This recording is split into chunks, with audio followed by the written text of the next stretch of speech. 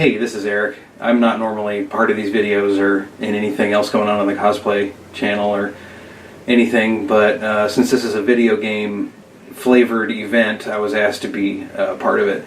This is called, what was it again, Mr. Cameraman? 4 games. Game Struck 4, where I take 4 games that have taken a large chunk of my life and made it their own and made me do what I am today. So, first and foremost, I'm going to start when I was I was maybe 3 or 4 years old. I don't have a physical copy, but this is close enough. This here, for all you youngins, is a 5.5-inch floppy disk. This is actually the shell, but the game that used to exist on this was called Rogue.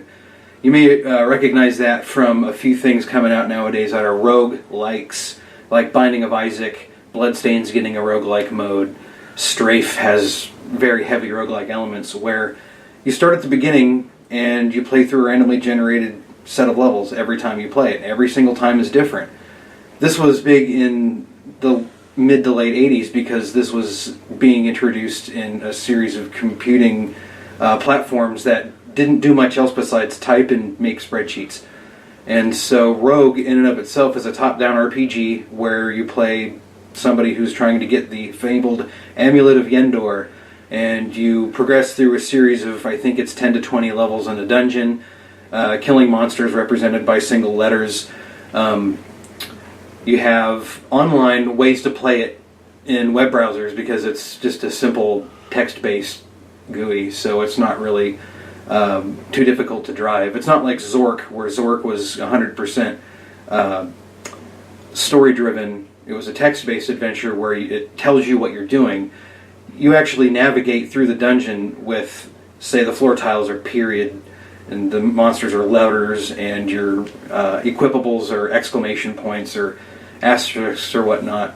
And the reason why this is a big deal for me is because when I was a little kid, my grandparents bought a computer from Radio Shack when they were still selling Tandy computers, and they couldn't figure out how to get it working, and so they kind of plopped me in front of it, and I got it running, and that sort of started my whole video game addiction as it is today.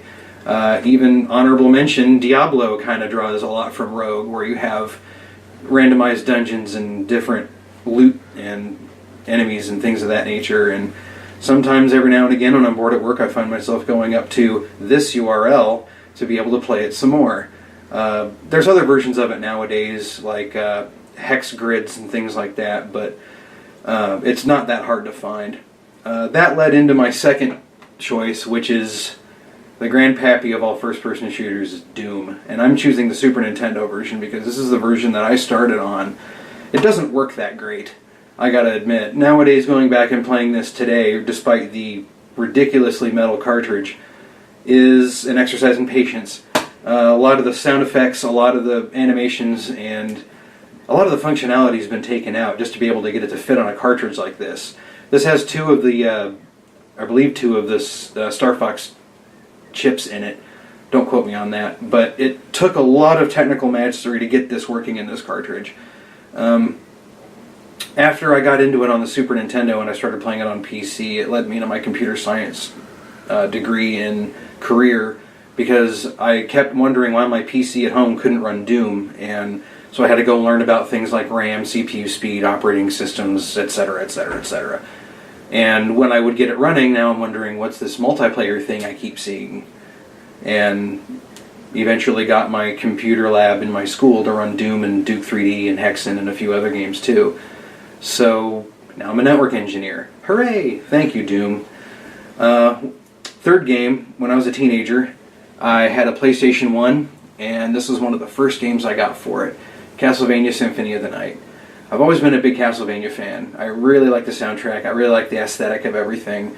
Something else to note is that Symphony of the Night's been re-released a few different times.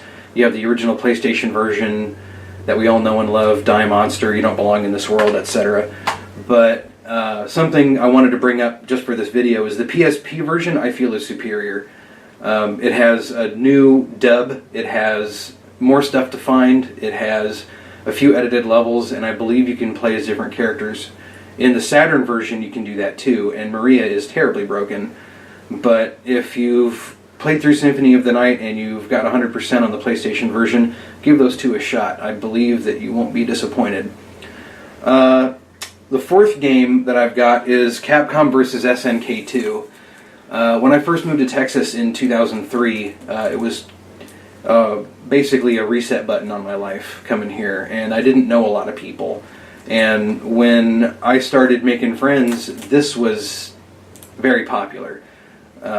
So I started playing this with people at animation conventions, found an arcade cabinet and started playing that, and it still holds up today. It's not balanced whatsoever, but there's so much depth to it that I think that every time that you play it with somebody new, they'll bring up a set of tech that you may not have seen before. Different grooves, different teams, different ways of playing.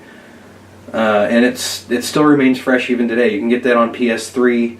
It's a PlayStation 2 classic. There's Dreamcast. There's there's a GameCube version, but we won't speak of that any further.